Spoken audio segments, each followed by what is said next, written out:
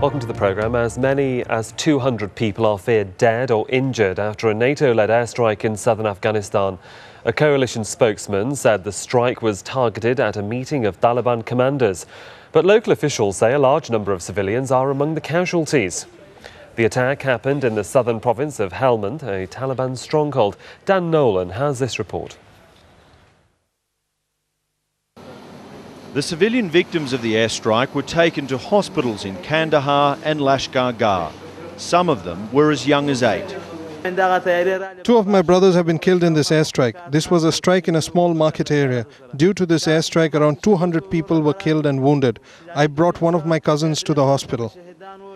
Victims at the hospital, witnesses from the scene and a member of parliament from Helmand province have all told Al Jazeera there were more than 200 mainly civilian casualties who'd gathered to witness a public execution. But local police say there were 150 Taliban casualties and 50 civilians. NATO acknowledges there was an airstrike conducted by coalition aircraft. They claimed the target was a meeting of senior Taliban commanders and dispute claims of civilian casualties. Taliban sources have told Al Jazeera that a number of their fighters were killed in the strike, but civilian casualties were much higher. This weekend, President Hamid Karzai travels to Camp David to meet with George Bush. Civilian casualties caused by foreign forces will be at the top of the agenda, but they'll also discuss the deteriorating security situation here as the South Korean hostage crisis drags on. Dan Nolan, Al Jazeera, Kabul. Libya is on the brink of signing an arms deal with France worth around $405 million. It comes just days after the French President Nicolas Sarkozy visited Tripoli.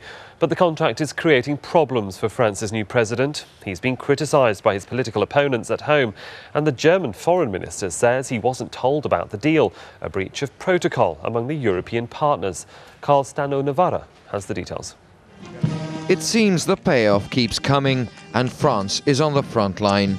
Just days after the French President Nicolas Sarkozy flew to Tripoli following the release of 5 Bulgarian nurses and a Palestinian medic, a multi-million-dollar arms deal is close to being sealed between Libya and a subsidiary of the European defense giant EADS. The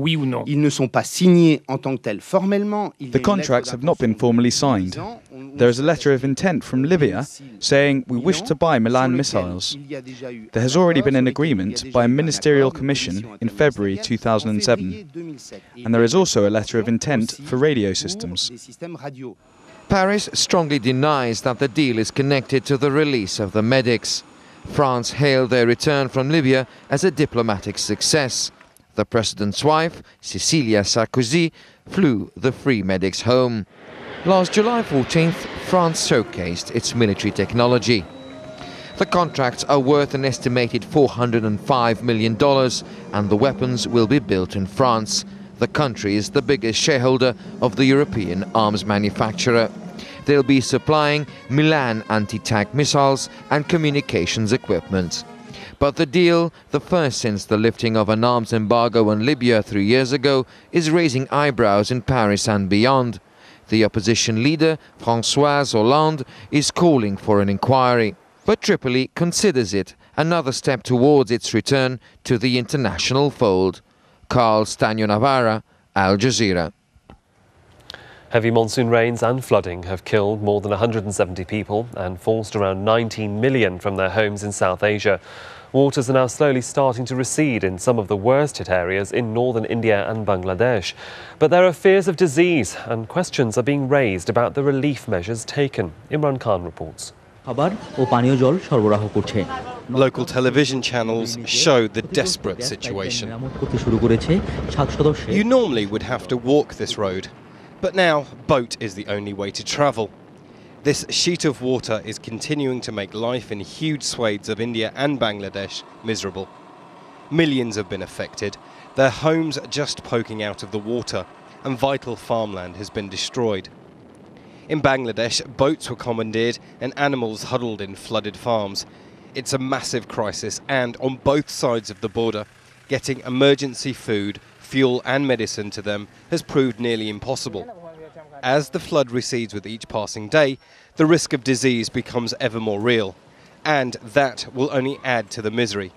India's capital, Delhi, spent most of Thursday underwater, and in its eastern state of Bihar, things are desperate.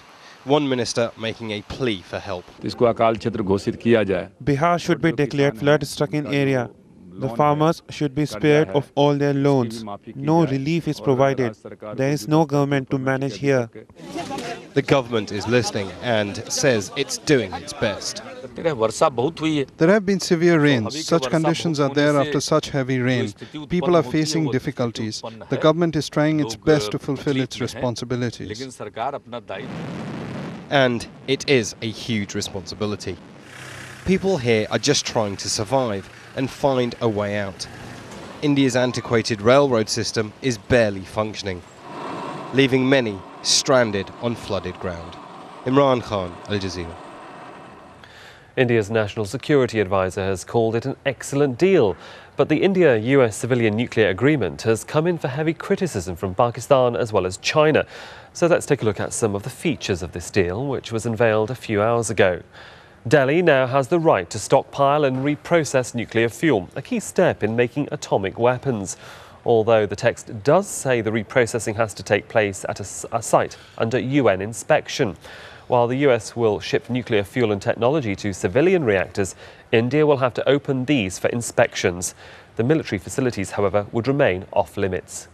And if the US were to cut the fuel supply for any reason, an Indian weapons test presumably among them, Washington would help find third-party countries to supply India's reactors. In other words, it's guaranteed. Well, it's concerned in Islamabad, in Pakistan, that this deal will lead to a nuclear arms race in South Asia. But Indian defence analyst Uday Bhaskar says that Pakistan's alarm is misplaced. I think much of the Pakistani anxiety is something that would exist under any circumstances, and I think the July 2005 agreement is not going to in any way contribute to what has been described as either an arms race. I think this is going to allow the India-US bilateral relationship to reach its full potential, and I think the relationship between the United States and Pakistan has to be seen in a completely, what I would call as a different plane, given the fact that the United States and Pakistan have had a very close military relationship for almost 4 decades. So I think the Pakistani anxiety, perhaps, to my mind, is misplaced. Uday Bhaskar speaking there from India. Now to a new push for an end to the violence in Sudan's Darfur region, this time from several rebel groups. They've gathered for talks in the Tanzanian city of Ashura, hoping to find common ground for a fresh round of peace talks with the Sudanese government. Their meeting comes just days after the UN agreed to send 26,000 peacekeepers to Darfur. Our African Bureau Chief Andrew Simmons says they have a huge task ahead of them if they're to reach a deal.